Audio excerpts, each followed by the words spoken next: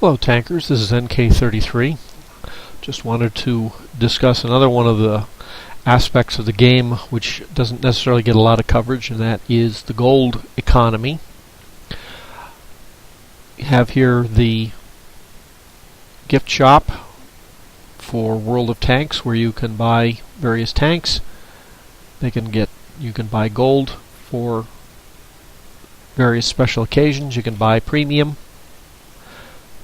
And if you've seen my earlier videos, you probably recognize this spreadsheet where I check basically the efficiency of the gold and credit conversions and any packages.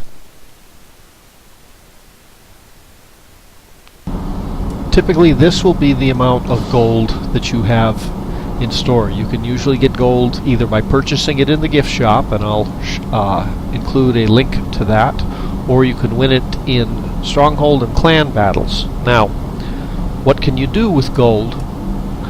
Well, you can use it to buy premium time. And that would be in here. There would be a drop-down menu you'd click on. You can buy barracks slots. You go up here to barracks, click on that, and as you can see, you can add 16 bunks to your barrack for 300 gold, and these periodically go on sale. I don't know if you will need a larger barracks than that right now, but it's always nice to have a few slots in your barracks for when you're trading around crews, because if you dismiss a crew, if you drop a crew from a tank to put it in a premium, it goes to the barracks first. You can also buy garage slots, that's slots for your tanks, and they are typically 300 gold a piece, except when they're on sale, and they do go on sale occasionally. And we have discussed, sometimes at length, training your crews. So if I've got a tank with no crew in it, you can recruit a commander, and the fully trained commanders, or the fully trained crewmen, will come for 200 gold. Now, the other advantage of training for the gold is, as I showed you in an earlier video, if I have a crewman from, let's say, a medium tank, and I want to train him up into a heavy, I can train him straight across 100% for gold. Now, the other thing that you can use gold for, which you may not get into because I haven't discussed equipment, is, as you can see, it says under complex equipment, you cannot dismount complex equipment for free. You can dismount it for 10 gold, or you can destroy it. Now, some of these things, like the class 3 vents, are 600,000 credits, which means that you don't want to destroy it unless you're absolutely rolling in credits. You might want to spend the 10 gold to dismount it if you get rid of the tank. You can also use gold to change it into credits. Just click on the exchange, and the exchange rate is 400 credits for each gold. I would not recommend doing this. It's a lot easier just to get a couple of premiums and grind a few games if you need the credits, rather than buy them through gold.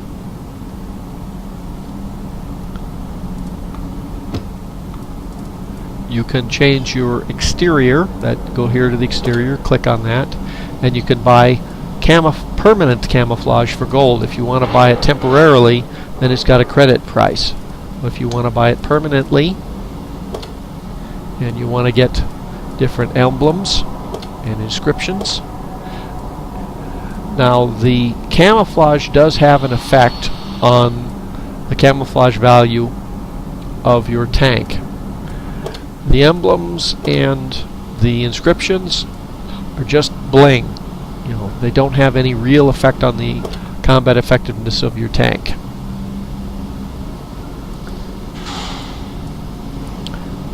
You can go to the store, and you go down here to consumables, Now there are premium consumables that cost, when they're not on sale, they cost 50 gold a piece, or they cost 20,000 credits. And if you do the math, that's the same, 400 credits for each gold piece. High octane gasoline, automatic fire extinguishers, large first aid kits, and the like. Frankly, don't do that unless you're absolutely rolling in gold and you've got no credits and you're going to go into a match. That's very important. Gold is a lot harder to get than credits. Alright. The other thing that you can do is you can buy premium ammunition with gold. Again, that's something I do not recommend, but as I said, if you're planning clan wars and you've got a steady income of gold from that, then it might make sense to buy your premium ammunition, your premium consumables with gold. But for the regular player who just plays the public matches, you probably want to stick to credits. In fact, you probably will want to make sure that this is switched to credits rather than gold. The most common use for gold is to buy what are called premium tanks. These are tanks that are outside the regular tech tree, but show up and they've got a gold price. For example, this one, normal price is 750 gold. Here the normal price is 7,200. Normal price 7,400. The purpose of buying the gold in the game is sometimes, if you get a good exchange rate on the gold, which I showed you on that spreadsheet, it will actually cost you less if you buy it with in-game gold. Also, if you've got a source of gold that's coming in, so say clan wars or whatever, or strongholds, then you can save up your gold and buy the premium tanks in the game rather than at the gift shop, because if you buy them at the gift shop you have to pay with real money.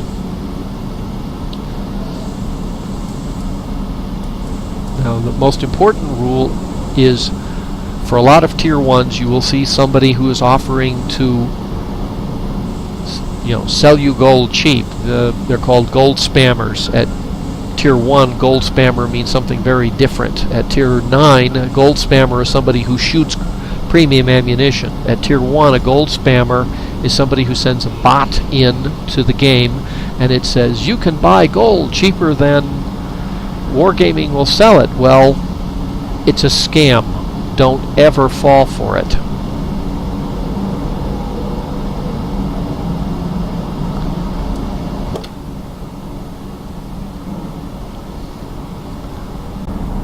The other thing that you can do with gold, which is entirely cosmetic, is that you can go to personal data, you can change the name of a various crew person for 50 gold. Now, for a more useful aspect,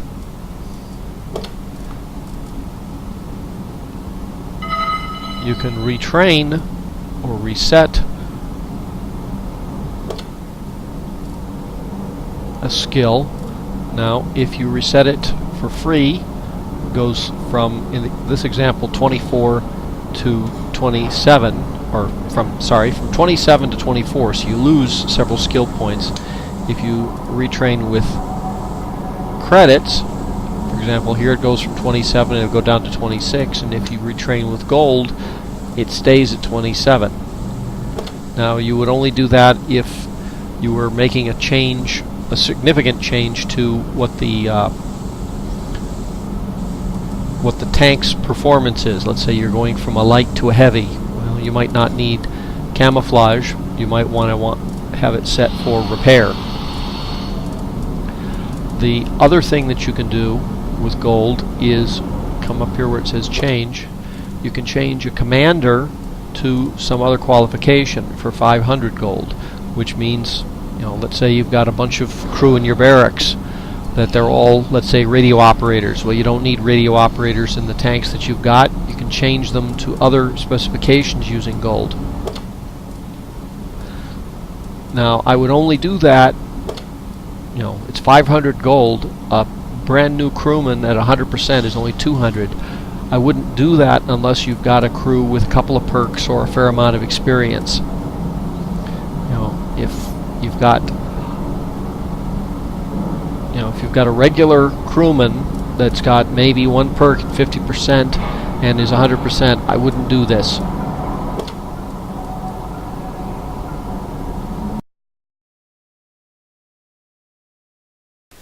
Now this is the World of Tanks wiki,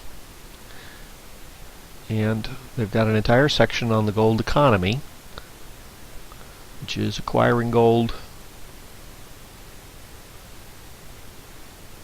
and the various things that you can do to purchase it.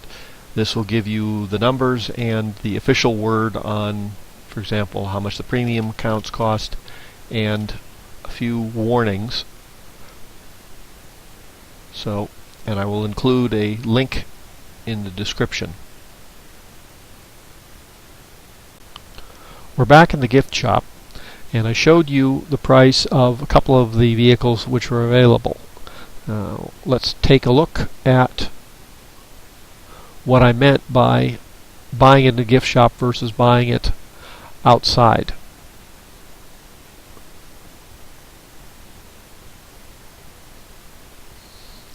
You can sort through on the gift shop by tier, and there's the one you're talking about. This is the T2, which I mentioned in the gift shop. It's right now on sale for $389. So what you can do here is you can check the value of the gold online.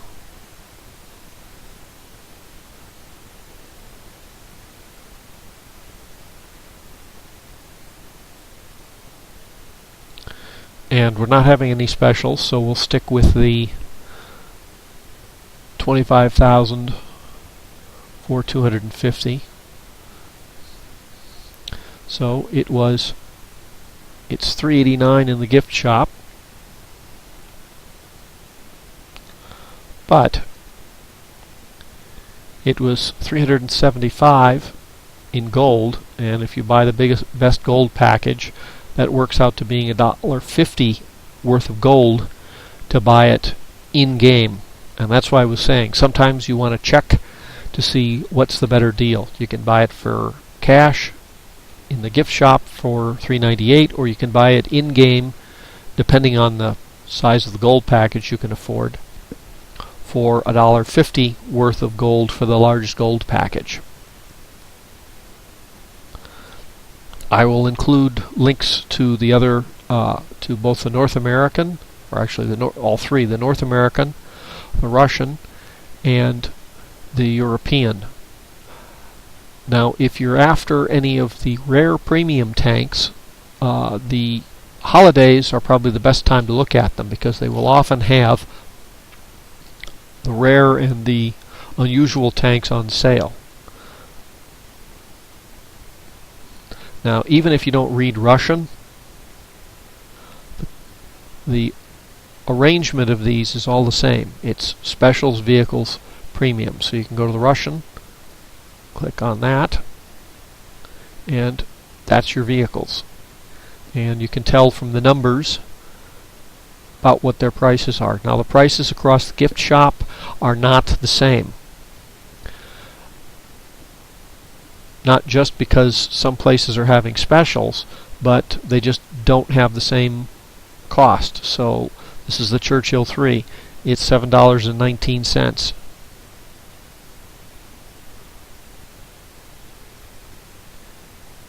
In the American gift shop,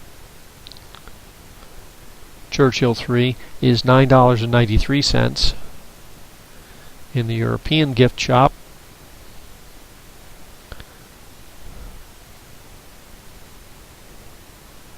it's $8.22. Now the problem is that if you buy something in the North American gift shop, you can only play it on the North American server. If you buy something in the European gift shop, you can only play it on the European server.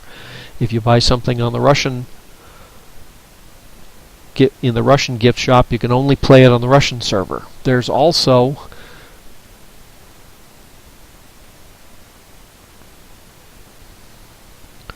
the Asian server with their gift shop. And again, if you buy it on the Asian server, you can only play it on the Asian server.